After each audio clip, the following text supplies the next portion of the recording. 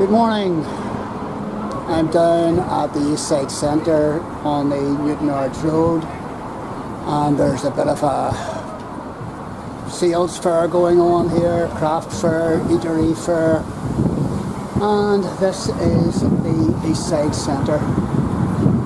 And this morning I'm joining up with a walking tour led by Peter McCabe, who's over here. And Peter has an encyclopedic knowledge of everything to do with East Belfast. He's an unbelievable character. Not only East Belfast, but he also knows the rest of Belfast quite well as well. He has several books out. He has got a walking trail of Belfast City Cemetery, and he has got a walking trail of Untitled Cemetery, and these are well worth buying if you are into your local Belfast history. Packed full of information about the great and the good, and the small guys and ladies too that have contributed much to Belfast society over the decades. This walking tour is called a celebration of citizens of East Belfast walking tour, and it's 90 minutes, and it starts at the Eastside Centre here, and it'll call in at 15 nearby houses of well-known celebrated people from this wee neck of the woods. We've got people like Jimmy Ellis, C.S. Lewis's paternal grandfather, Titanic survivor Mary Sloan Gleeson, David Blakely, politician, Selena Ellison, footballing mum of Danny and Jackie Blanchflower, and many, many more. So I'm going to sample the delights of this tour, and there'll be other tours. There's other cemetery tours going on all over the place, run by Peter and other guys and gals. So let's see what it's all about. Peter is beginning his tour with a chat in front of East Belfast tour. This fantastic East Belfast mural. This is the local luminaries mural. So this week tour is part of the Greenaway Festival, and we're walking the Greenaway, and Belfast City Council have to be commended for doing this. This is an amazing facility for the local people, cyclists, joggers, all sorts. They've done a marvellous job. They've done a lot of planting, and the Conswater has been dredged, and it's a wildlife haven now. It's a throughway. You don't have to walk the main roads, and of course you can look into other people's, the back of people's gardens and nosy as you're passing by. So we're coming to Mersey Street Bridge here. This was all originally populated by shipyard workers. So this is, say down there, he hasn't changed his car either. And this is Tiasa back in the day. I can't remember exactly when it was, but you'll see here this area was very, very underdeveloped. So Tiasa literally was a house that stood alone. It's since been totally surrounded by houses, but thankfully the house still survives. And the man who lived down here was a man called Richard Lewis. Richard Lewis was C.S. Lewis's paternal granddad, and he lived here at the end of the 19th century, before he moved to Little Lee in the Circular Road, where he spent his latter years living with C.S. He died in 1908. It's also C.S. and it's not one of my own books. It's a book by a man called David Blakely, and we call it David Blakely's old house. So he wrote a book about C.S. Lewis. This is the photograph man that we're talking about. And probably C.S. Lewis taken is in the the little grounds boy of there. Little Lee off Circular Road. So It's a beautiful photo. It is. it's lovely. This is the plaque remembering Jimmy Ellis, actor in Z Cars.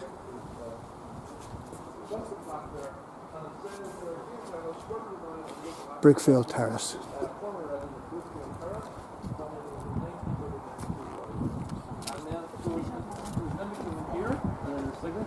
And then this quote at the bottom. This quote is replicated on the bottom of the grave, and it says, "Your picture album in the mental hold the hills of Antrim." That's the joy, just trying to record and walk backwards still. I have tripped before. Yeah, I've done it before as well. You need someone on your back. He scored 96 goals in competitive matches, a record in British football. He went on to score a total of 332 goals for the Glens before being transferred to Distillery in 1933. He was selected to play for Ireland only once and had scored a draw against Scotland in 1932-31, and he died in 1988, aged 83, while still living at 83 Colesburg Avenue. Fred Roberts is a football legend, player. and he grew up almost literally within the shadow of the Oval. Glentoran The next legend. one's also on Colesburg Avenue down here.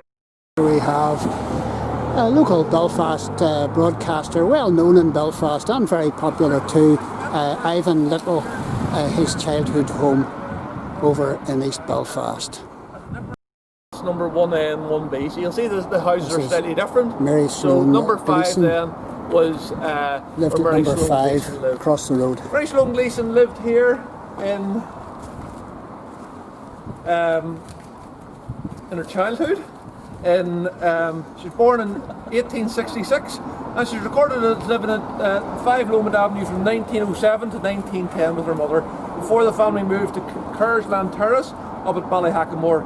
She was a stewardess with the White Star Line, and she was on board Titanic during her maiden and only voyage. After the liner's collision with the iceberg, Mary spoke to Thomas Andrews, the designer from Humber, who advised her, "It is very serious, but keep the bad news quiet for fear of panic." Shortly afterwards, Mary was standing by one of the boats which was being filled when Andrews recognised her again and asked her why she was not boarding a lifeboat. Mary apparently replied, "All my friends are staying behind. It would be mean to go." Andrews said, "It would be mean not to go. You must get in." So Mary finally ascended and was aboard the boat the lifeboat when it left the ship, with some sources claiming that Mary was amongst the last people to leave the sinking Titanic. After the disaster, Mary returned to England on board the SS Lapland. In 1979, in the film SOS Titanic, Mary was portrayed by Helen Mirren. Mary lived in America for many years after the disaster, returning to Belfast where she died at Purdysburn Hospital, when it wasn't necessarily a mental hospital in those days, whilst registered as living at 104 Sandown Road. She died in February 1953, aged 81.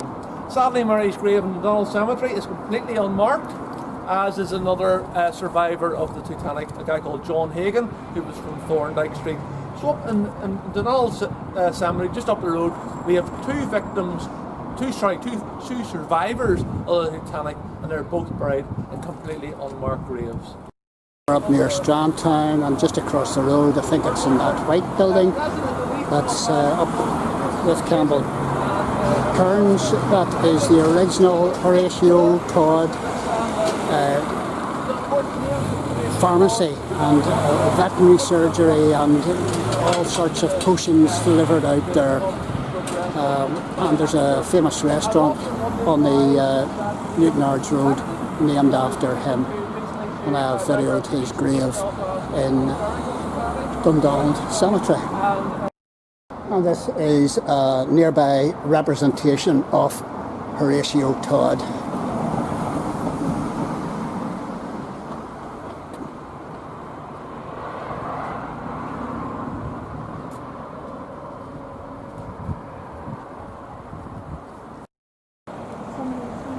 And this is a Belfast Blitz plaque many people don't realise that Belfast was bombed during the Second World War, and it was the second most bombed city in the UK as regards casualties after London. 900 plus citizens were blown up over 2 nights. And we're on Broomhill Street, and this is the home of Bob Bishop, accredited with discovering George Best. Avenue, which we just came from, where Mary Sloan Gleason lived. In 1950, Man United appointed him as a scout, paying him £2 a week plus expenses, also installing a telephone in his house to pay him. In 35 years, he brought more than 100 players to Old Trafford, including George Best, Jimmy Nicholl, David McCurry, Sammy McElroy and Norman Whiteside. And we're on Elmdale Street, and Selena Ellison was born where it says Bloomfield Fields, and she was the mum. She was a footballer.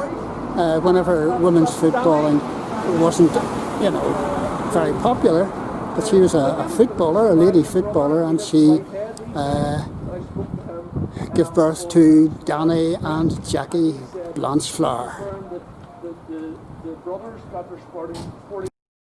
And of course Danny Blanchflower captained Spurs for many years and brought them great credit and glory.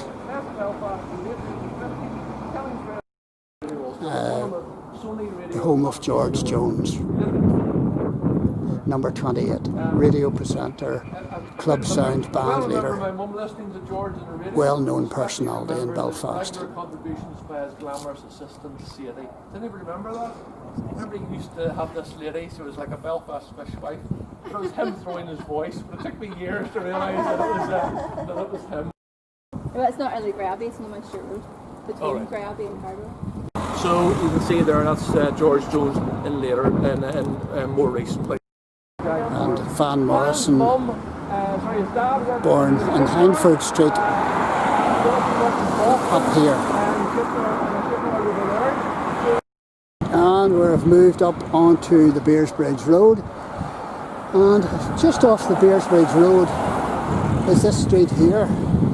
Now, most of the houses down here are new development, but where you see the Union Jack down here are the older houses, and this street was once known as East Bread Street, and it's the first home of Gary Moore, band member of Thin Lizzy, Whiskey in the Jar fame, Parisian Walkways fame, and Gary Moore sadly no longer with us, and no recognition given to him by Belfast City Council as yet, or very, very little. And the Moores actually moved up to Castleview Road, opposite Stormont, but this is where Gary Moore was originally born. And we've come along the Beersbridge Road. The Big Edom Pentecostal church is here, but there's a little opening, a walkway down this way, and it says The Hollow, and there's a guitar pictured here and a radio, and straight on down through there is the famous hollow that Van Morrison sang about in Brown Eyed Girl. Hey, where did we go after the rains went, or whatever it is, and that's the hollow down there. Van Morrison spent many hours, happy hours down there with his chums. And further along here is Elm Grove Primary School. Now, Elm Grove Primary School is where Van Morrison went to school all those years ago. Beersbridge Road, Van Morrison.